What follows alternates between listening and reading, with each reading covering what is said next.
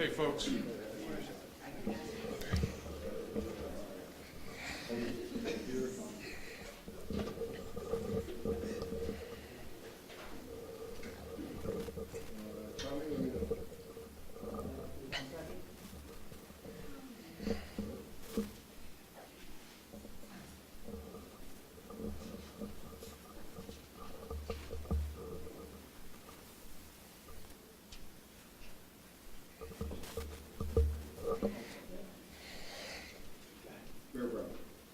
I want to thank the members of the media for joining us today. Today I am with Public Works Commissioner Nate Martin, Police Commissioner Joseph Gramaglia, Public Works Fire Commissioner Bill Rinaldo, and Deputy Commissioner for Street Sanitation and Snow Removal Henry Jackson. This continues to be a challenging time for the city of Buffalo, a historic blizzard where lives were lost, a fire on Dartmouth where 5 children lost their lives, and the injury to Bills player Damar Hamlin.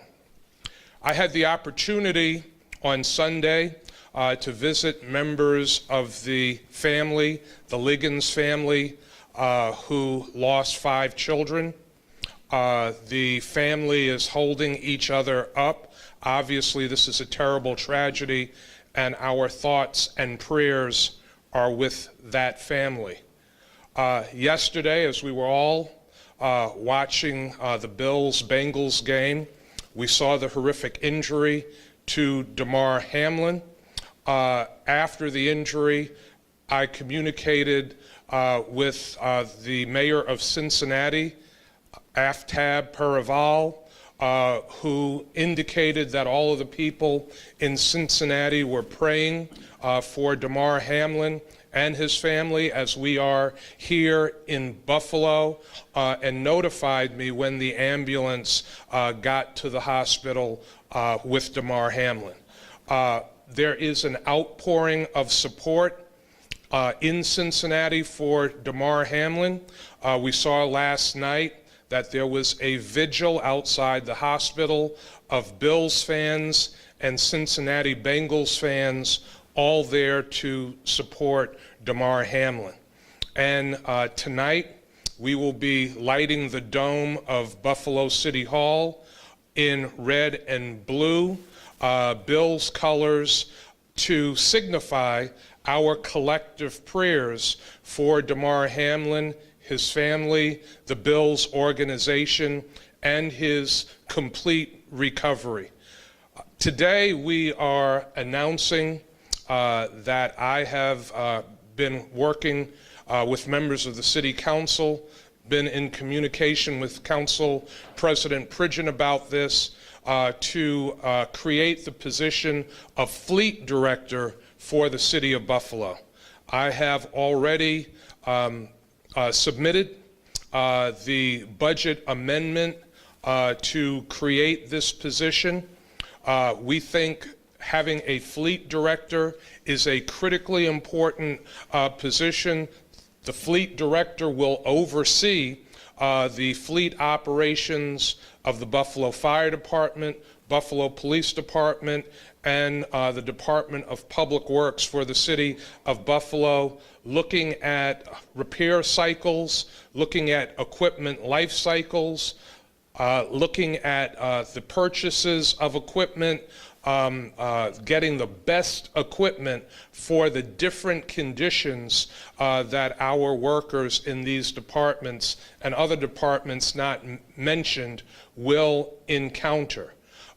This is on the heels of our request to New York University's Wagner School of Public Affairs, requesting that they do a top-to-bottom after-action report on our storm response. Storm response in the city of Buffalo, but also the state and county response as well. All of those responses are intertwined. There was a great deal of collaboration and communication, but we are committed to learning from this storm. We are committed to improving our delivery of services to our community in extreme weather conditions. We know that communities, cold weather communities all across the country will see storms that are adverse. And we want to make sure that not only does Buffalo learn from this, but that we produce information that can be helpful to cold weather cities all across the country. With that, I will open up to the questions that you have at this time. On the Dartmouth Avenue fire, I know it was ruled at can you or Commissioner give us any more detail about what it was that caused the fire? I'm going to have Commissioner Ronaldo speak to that. Okay, thank you, Mayor. Yes, it has been ruled accidental. However, it's still under investigation as well. Because Can you tell us what exactly it was that caused it? Like, accidental, was it faulty wiring? no, it's ruled accidental because every other cause was ruled out as of now. So the only other reason why it's still under investigation is there are a number of witnesses that still need to be interviewed, and that process is still ongoing. You don't know. Names of the victims? We'll release those in a little bit. So you don't know what actually caught fire in the house, or do you, and you're not releasing that at this time? No, we're not 100%. What caused the fire? We know it's accidental because we ruled out all the other causes, but we don't know actually what was ignited at this time yet. What part of the house started is the most charged? The origin, the seat of origin for this particular fire was the dining room, first floor dining room. Can you tell us what it ruled out, since you don't know what caused it? What was ruled out? Well, everything that left it accidental. So obviously there were no accelerants used, things of that nature. So Other adults were in the home, is that correct? that is correct. Who got out uninjured? What was happening, you know, at that time when the fire? From what I understand, the daughter of the grandmother was alerted first by the smoke detectors, and she alerted the grandmother, who was asleep at the time, and together they attempted to evacuate the children that were in the home, and they were unsuccessful, unfortunately. But the grandmother was able to retrieve the baby, the infant, the 7-month-old, and exit the home. And the mother is, or the grandmother rather, as most of you know already, is still at the burn unit at ECMC in critical condition, and the infant is already actually, she was stabilized, and she's actually at home with the grandfather right now. We've heard a lot from Buffalo firefighters that the condition of their fleet was not up to par prior to the storm. Do you agree with that, and will this fleet manager help solve some of those issues? You know, we're always looking at making new equipment purchases, replacing equipment. Over the last 5 years, over $6 million has been spent on equipment for the Buffalo Fire Department. From everything that I have been informed from the management of the fire department, the condition of the equipment did not contribute to any loss of life. The fire department responded to 11 fires during the course of the blizzard, and were able to get to all of those fires. So we will work with the fire union. We will work with the members of the fire department, as well as the police department and the public works department, to continue to analyze our equipment. And we think a fleet director, someone who is very experienced in fleet management, will help us to more effectively manage the city's fleet. Despite no one dying because of that? Pardon me? Despite no one dying because of the fleet disrepair, according to the firefighters, do you still agree there are some issues that need to be addressed, or no, that their fleet is not up to standards? I'm not going to say that the fleet is not up to standards. I will say there is never enough money in the budget that we have for everything that we would like to do with city fleet, fire, police, public works. Never enough money in the capital budget for all of the building repairs that we would like to make. So we have to be much more efficient much more judicious in how we repair equipment, how we purchase equipment, how we look at the life cycles of equipment, and that's what the fleet director that we will be hiring, or we hope to hire, with the partnership of the City Council, what that person, what that individual will do. Tim? Tim? Tim? And then we'll... Mayor, if you could just talk about the NYU study, how that came about, and why NYU, why not something where we can... I reached out to Dean Sherry Glide, the dean of the NYU Wagner School. I thought that it would be important because all of us in Buffalo and Western New York were impacted by the blizzard. I thought it would be important to have an institution that was outside our community. The Wagner School of Public Affairs is one of the most well-respected public policy schools in the nation, and I thought that they would have the capacity, if they agreed to do it, to do a meaningful study and a meaningful after-action report on how we prepared for, how we worked during the storm, and how we are working on post-storm recovery in this community. I am very thankful that Dean Glide agreed to do this study as a public service, and I am looking forward to an excellent product being produced that we can use in this community and other communities to improve our storm response and storm response in extreme conditions. I'm sorry, I didn't mean to be a jerk here. No, not at all. Who's in charge of fleet management currently?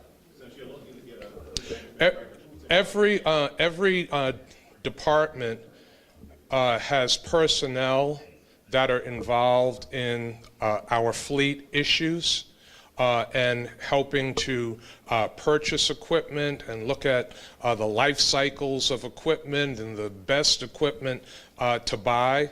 But we're going to do a national search. We might find the appropriate person locally, but we're going to do a national search for a fleet director, someone who is trained, someone who has the experience in doing this at the highest level. We will pay this person at the deputy commissioner level, and hopefully with the support of the city council, we will be able to fund this position and begin the recruitment process right away. currently there is that one person responsible for all the fleet. There are people that work on fleet management in each department: police department, fire department, public works department. We now want one individual who will direct all of that work and report directly to me and the first deputy mayor and chief of staff. You mentioned the fleet director position, the salary will be commensurate with the deputy commissioner salary? And what is that? Like, what is the ballpark? It would be roughly in the 110 to 120 range. You know, so $110,000 to $120,000.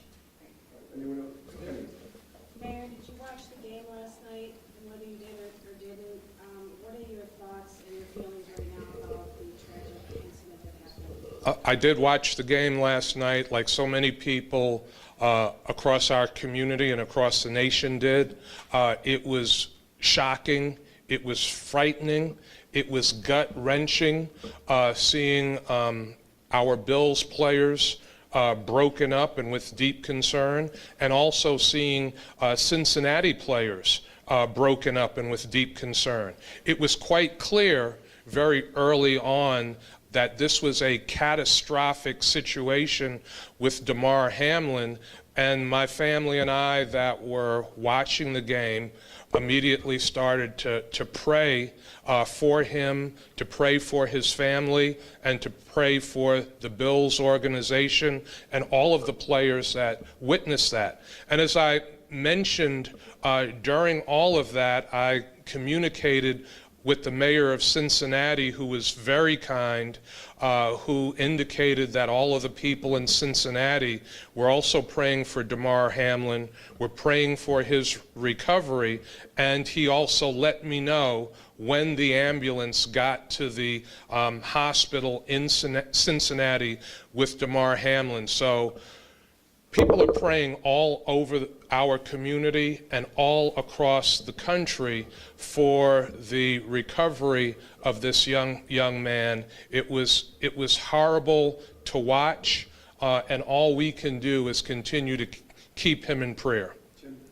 Mayor, just to dovetail on that, in addition to the dome lighting that you referenced, any orchestrated effort to bring the community together? Are you aware of anything like that? Could there be something like that? We are thinking of an orchestrated effort to bring the community together. I've heard from a number of people in the community who would like to see a collective community prayer, some kind of service, moment of silence again for all those that we have lost in the community, prayers for Damar Hamlin, and prayers for 2023. So we are considering doing that. I think it is something that would be very important to gather the community together in that way. We did something like that on New Year's Eve at the ball drop. We had a Catholic priest, we had a Baptist minister, we had a imam in the Muslim faith, and we had a rabbi in the Jewish faith that provided prayers before the ball drop on New Year's Eve. And with the challenges that this community has experienced and is still experiencing, that is something that people feel would provide a source of comfort for the entire community. So I know you kind of already answered a little bit, but I was going to touch back a little bit more. You was talking more about nationwide war. I want to talk more about the Buffalo community. All of 2022, Buffalo has seen a lot of tragedies, from the May 14th shooting to the snowstorm to the deadly fire, and now Damar Hamlin. You know, is there anything else you want to say to the Buffalo community for their future? Buffalo is a strong community. We're a resilient community, and when there are challenges, when there are tragedies, we come together, we lift each other up, we provide each other with strength. We have to continue to do that now. We have to continue to pray for Damar Hamlin, his family, the members of the Buffalo Bills, because for all of us watching that, it was traumatic. It was a trauma. And I'm sure for the Bills players and the Cincinnati players, the trauma that they feel and the trauma that they experienced is even deeper. So we are a strong community, but this has been a lot. Everyone in this community has gone through a lot. We have to continue to rally together, support each other, show our concern and love for each other, and that's the way we will get through this as a community. Anyone else? Going back to the fleet quickly, we know that the emergency response at some point, we asked for volunteers with snowmobiles to get around because the circumstances called for it. Is the city possibly looking into snowmobiles as an option to add to the fleet for response? You know, that is something that we certainly will consider. We have a few in the city fleet, but we are going to be looking at a range of different things that can be helpful, and that is why the New York University Wagner School After Action Report is going to be so helpful. We don't want to knee-jerk reaction do things. We don't want to act out of emotion. This community does not have the resources to do that. We need to make sure that if we're going to spend additional money, if we're going to purchase additional equipment, that it is going to be the most effective equipment for the potential conditions that we will see in the city of Buffalo. It's also important to remember there are those who have forgotten this, that the impacts of the storm were most severe in the city of Buffalo.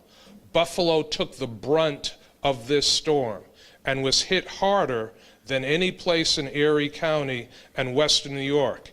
And on Friday and Saturday of the storm, in the height of the blizzard conditions, it was almost impossible for first responders at the state, city, and county level to respond.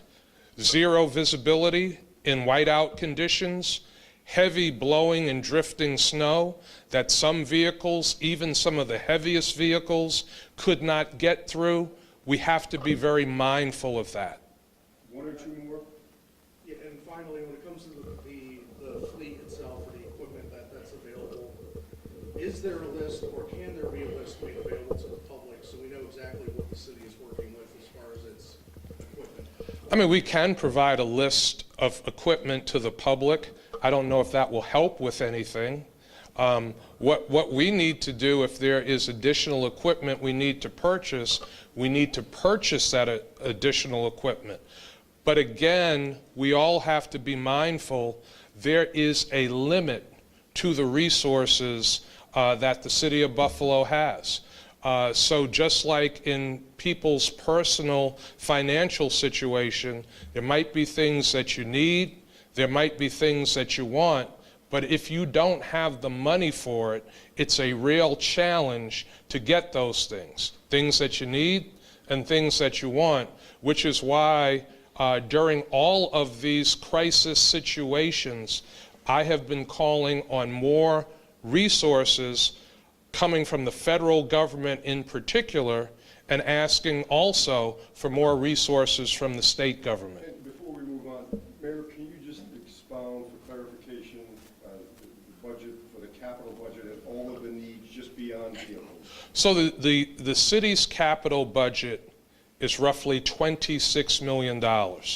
And that capital budget is usually what is used for the purchase of equipment, vehicles for public works, fire, police, the repair of equipment. It's also used for repair of city-owned buildings. So it's $26 million. And annually, we get requests that are in the neighborhood of about $120 million.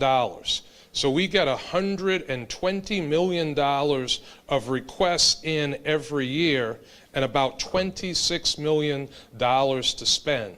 So clearly, something has to give. Clearly, we do not have all of the resources that we need, and these are going to be questions that we'll be discussing, over the coming weeks and months. Again, a challenge is you have a certain amount of money coming in and a certain amount of money you can spend. You can't spend more unless more is coming in, and where will more money come from?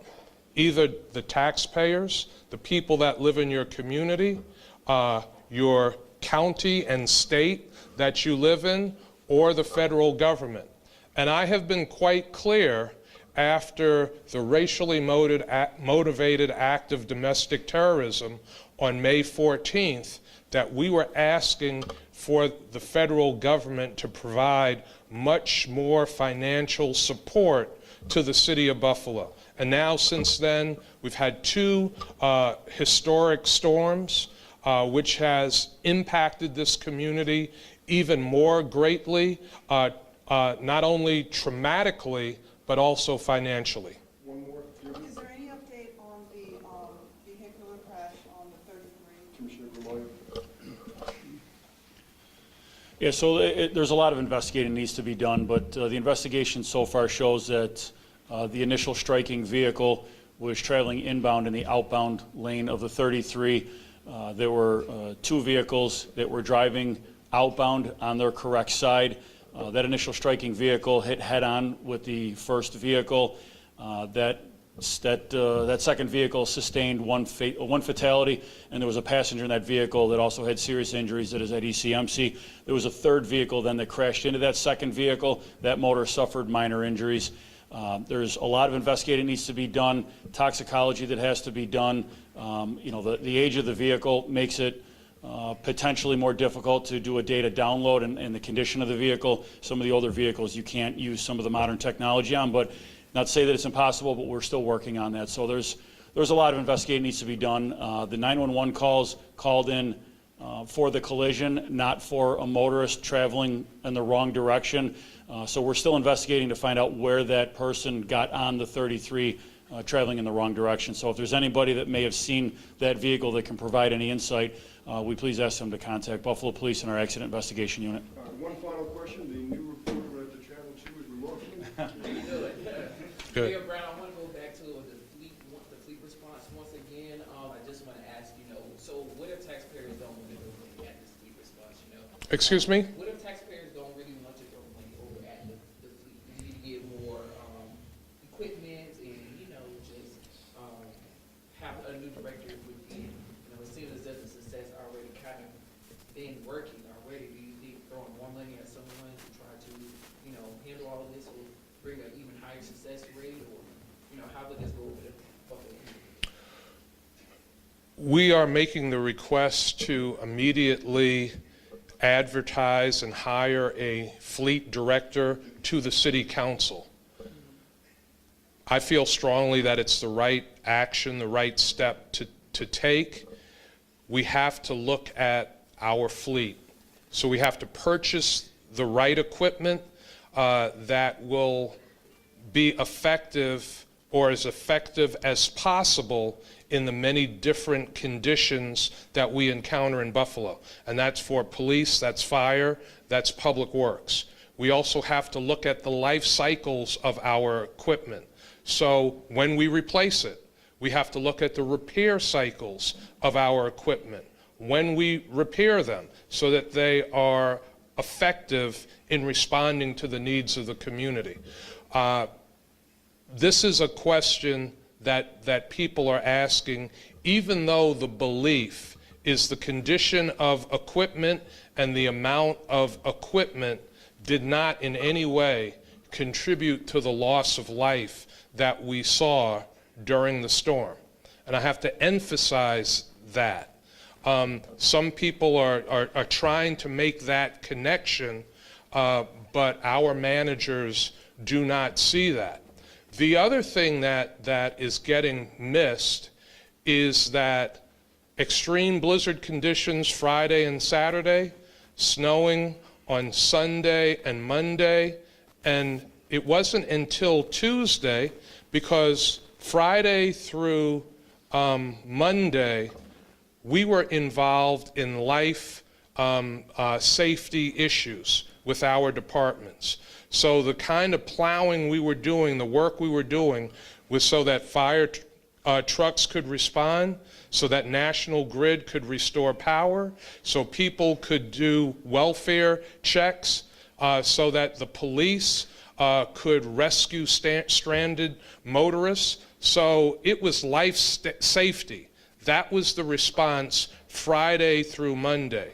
Tuesday and Wednesday, we first got into the residential streets, and there was a pass through every residential street by Wednesday, giving us the ability to lift the driving ban at 12:01 Thursday morning. And Thursday and Friday, people were driving around the city of Buffalo 5 days later like nothing ever happened. That was not the experience from the blizzard of '77. The city was crippled for several weeks after the blizzard of '77.